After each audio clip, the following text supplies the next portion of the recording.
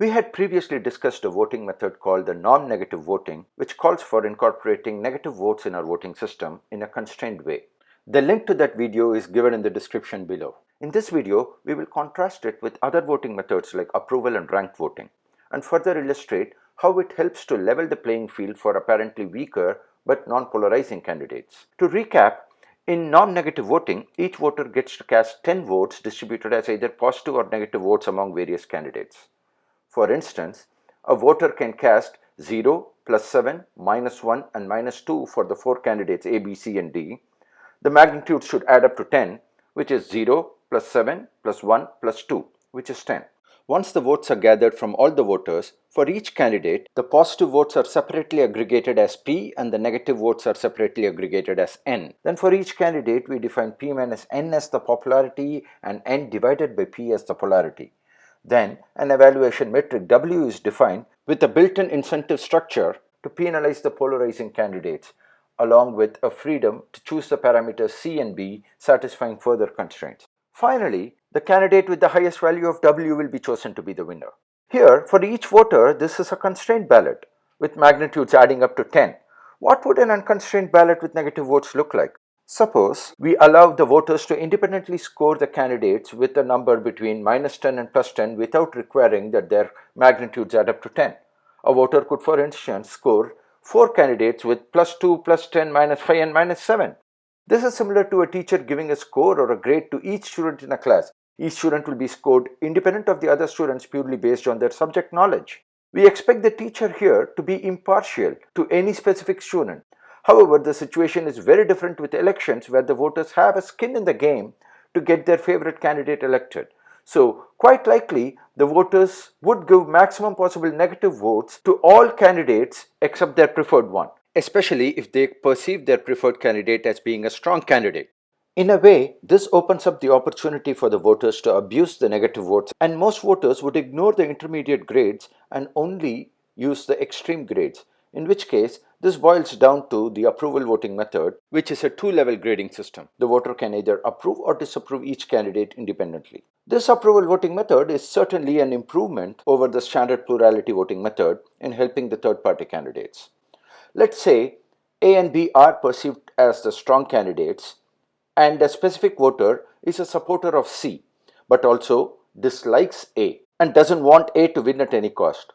This voter would approve C and disapprove A.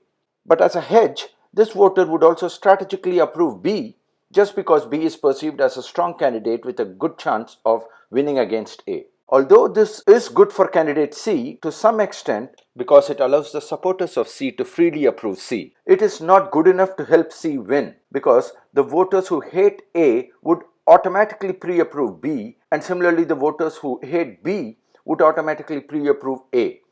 And so, in the final count, A and B would still dominate. Moreover, A and B will benefit by maintaining a polarizing environment so as to get the approval of voters who hate the other, which will in effect serve to suppress the third-party candidates. So, approval voting does nothing to curtail the polarizing behavior of candidates. Now let's switch focus to the ranked choice voting method, also known as the instant runoff method, where the voters actually rank their preferences. There will be multiple rounds of counting. After each round of counting, the candidate with the least number of rank 1 votes would be eliminated. The nice feature in this method is that although the candidate is eliminated because of receiving the least number of rank 1 votes, the voters who casted those rank 1 votes for that candidate are not eliminated. Their ballots are upgraded such that the rank 2 votes in their ballots are moved up to the rank 1 position for the next round of counting. So, the second preference of those voters will get considered once their first preference is eliminated. Now let's again consider A and B to be the strong candidates who are also very polarizing, meaning they have many ardent supporters as well as many haters. Supporters of A would obviously give rank 1 to A and quite likely give rank 4 for B. Similarly, supporters of B would give rank 1 for B and rank 4 for A. Haters of A would certainly give rank 4 to A, but if they do not have any specific preferred candidate, they would automatically pick B for rank 1 just because B is perceived to be strong enough to defeat A. However, if they have a preferred candidate, say C, then they would give rank 1 for C, although C is weaker, and give rank 2 to B so as to defend the position against A. This certainly helps C to some extent, but not enough. Right at the first round of elimination, A and B would have more rank 1 votes, which means C could potentially get eliminated. The only way C could persist the elimination is to have sufficiently many rank 1 votes to begin with. The rank 4 votes of A and B that comes from the haters do not at all depreciate their standings at the first round of counting. So, the rank 4 votes do not efficiently capture the negative feelings of the voters. A and B here will benefit by maintaining a polarizing environment so as to get more rank 1 votes from the haters of the other, while not having to worry about the rank 4 votes they would incur in the process. In order to genuinely level the playing field for non-polarizing weaker candidates, we will have to explicitly involve negative votes. It would be very helpful to contrast the negative voting method with the approval and rank choice voting methods in the context of a concrete example. Imagine a trivialized situation where the entire electorate can be represented by a one-dimensional value system from left to right between 0 and 1, and the voters are uniformly distributed on this line. Let's say there are 3 candidates A, B and C, where A is left-leaning at a value of 0.3, B is right-leaning at a value of 0.7 and C is at the center at 0.5. Let's say that a voter will vote to a candidate who closely aligns with the value of the voter. We can now split the voters into 4 groups V1, V2, V3 and V4, where V1 would prefer A, V4 would prefer B, V2 and V3 would prefer C. So, in plurality voting, A would receive roughly 40% of the votes, B would receive 40% and C would receive only 20%. So, C, being a non-polarizing candidate, would be eliminated. Notice that A and B are naturally polarizing here because of the trivial way in which we have set up the system. The voter group V1 would not want B to win at any cost and the voter group V4 would not want A to win at any cost. When negative votes are allowed, V1 would cast negative votes to B and V4 would cast negative votes for A. But before we go into the negative votes, let's first just consider what would happen in the approval voting method. V1 would approve A and disapprove B and C. V4 would approve B and disapprove A and C. V2 and V3 would both approve C, but since these voters know that they do not have enough supporters to get the candidate C to win, they would approve their second preference also. That is, V2 would approve for A and V3 would approve for B. So, at the end, A and B would have far more approval votes than C, unless some voters from group V1 and V4 approve C, which is quite possible but very unlikely because they know that their preferred candidate has a much larger support base than C to begin with. Next, let's consider what would happen in a ranked choice voting system. V1 would rank A, B and C with 1, 3, 2. V4 would rank them with 3, 1, 2. V2 would rank them with 2, 3, 1 and V3 would rank them with 3, 2, 1. Adding up all the rank 1 votes for the first round of counting, C would have the least number of rank 1 votes and get eliminated. So, neither the approval voting nor the rank choice voting methods helps the non-polarizing candidate C to win in this case. Now let's consider the non-negative voting method where the voters have a total of 10 votes to distribute as positive and negative votes. How would these voter groups vote? We could conjecture that V1 would vote plus X for A minus 10 minus X for B, negative votes for B because the V1 group does not like B to win at any cost, and 0 for C. Similarly, V4 would vote plus Z for B, negative votes of 10 minus Z for A and 0 for C. V2 would vote plus Y for C and negative 10 minus Y for B and 0 for A, while V3 would vote plus Y for C, negative 10 minus Y for A and 0 for B.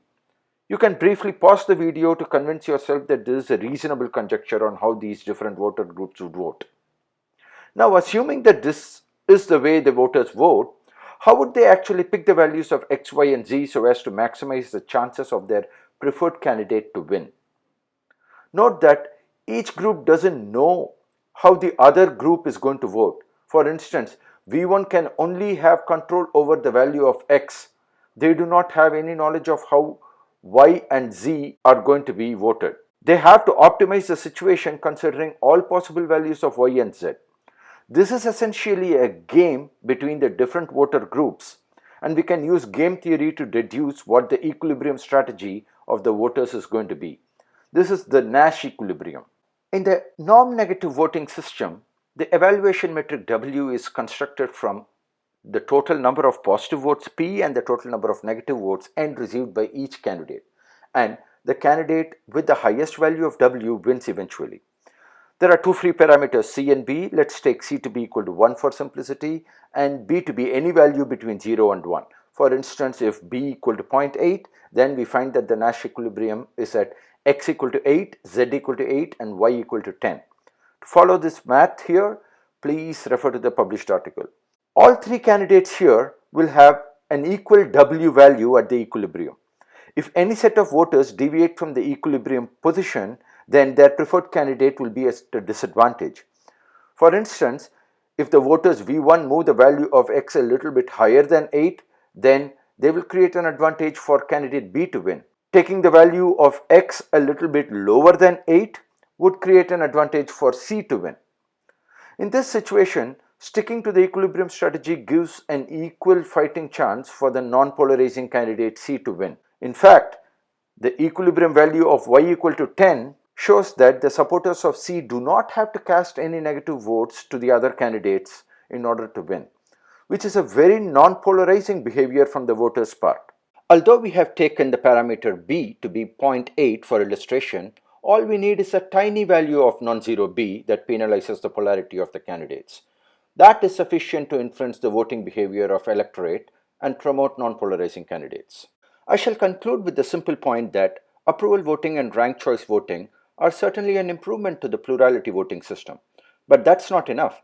We need to incorporate explicit negative votes in a constrained fashion to level the playing field for non-polarizing third-party candidates.